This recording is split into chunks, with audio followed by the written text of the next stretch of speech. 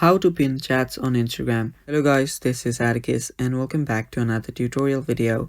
In today's video, I'll teach you guys how you can pin chats on your Instagram. So without any further ado, let's dive right into it. The first thing you will need to do is head over to your Instagram. Make sure that you are on your account. Now you can head over to your DMs. Now there are different meaning of what you can pin on chats. So if you want to pin a person as a whole, you can add a label to them. Now to add a label to them, what you'll need to do is you'll need to swipe left on the person and there you should find the three dots. Tap on the three dots and you'll find an option that says add label. Tap on that and now you can simply add a flag for that person. You can even tap on the lead or booked, whichever you want.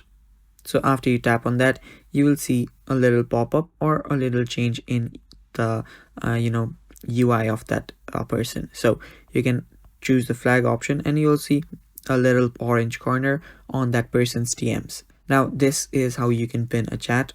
So you can even pin your chats or your text that you've sent or you've received inside of your DMs. So what you need to do here is long press on the chat and there you should find an option to pin it. If you do not find the option, the reason can be your Instagram not being up to date to the latest version.